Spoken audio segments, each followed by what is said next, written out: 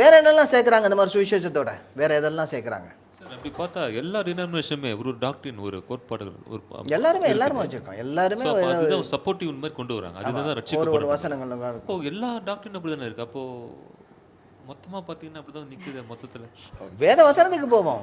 வேத வசனத்துக்கு போவோம். நம்ம வேற என்னெல்லாம் சேர்க்குறாங்க? இல்லை, இப்போ வேத வசனமே எனக்கு இதை விசுவாசிக்கணும்னு அவசியம் இல்லை, எனக்கு தனிப்பட்ட ரெவலேஷன் இருக்குது அப்படின்னு சொல்கிறாங்க. ஆமாம், அது கவனிக்க வேண்டியது. ஏன்னா this is not a script. இது வந்து வேத புஸ்தகம் இல்லை, இது எழுதப்பட்ட ஒரு எழுத்து. எனக்கு ஆவியானவர் நேரடியாக என்னோட பேசுகிறாரு. இந்த ஜாமெண்ட்ரி கணக்கு பண்ணும் பொழுது என்னெல்லாம் வச்சுருப்பீங்க? ஏதாவது முக்கோணம், வரவணம், அடகட்டு எல்லாம் வச்சுருப்பீங்கல்ல.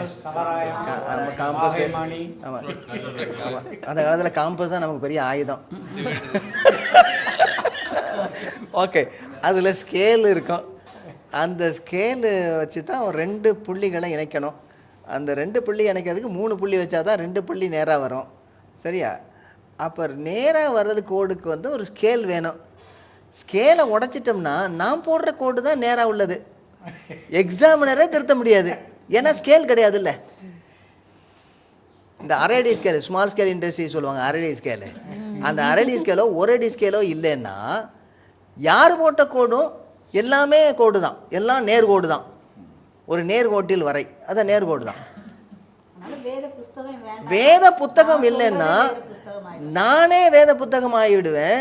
நான் தான் ராஜா, நான் தான் கடவுள். நான் சொல்றதுக்கு மேலே ஒன்றும் கிடையாது. உங்களுக்குள்ள வெளிப்பாடு உங்களுக்கு, இவங்களுக்குள்ள வெளிப்பாடு விளைக்க நீங்கள் அவங்கவுங்க தனித்தனியாக இருந்துட்டு போவோம். அதுக்கு அவங்க சொல்கிற உதாரணம் வந்து ஏற்றுக்கொள்ளக்கூடியதாக இருக்குது. ஏன்னா இது ரொம்ப கவனிக்க வேண்டியது. பல வேத புஸ்தகங்கள் கிறிஸ்தவத்தில் இருக்குதுன்னு சொல்கிறாங்க. சில புஸ்தகத்தில் எக்ஸ்ட்ரா புக்ஸ் இருக்குது, சிலதில் குறைவாக இருக்குதுன்னு சொல்கிறாங்க. ரெண்டாவது, இயேசு கிறிஸ்து செய்த அநேக காரியங்கள் சொல்லவே இல்லை, எழுதவே இல்லை. எழுதுனா உலகம் தாங்காது, அவ்வளோ பெரிய புஸ்தகத்தை தூக்க முடியாதுன்ற மாதிரி ஒருத்தர் அதுக்கு ப்ரூஃப் கொடுத்துருக்கிறாருன்னு சொல்கிறாங்க. தேவையானது மட்டும் கொடுத்துருக்கிறாரு. ஆமாம், இப்படி நிறைய அவங்க உதாரணத்தை எக்ஸாம்பிளாக சொல்லும்போது சரி அங்கே அடி வாங்குது.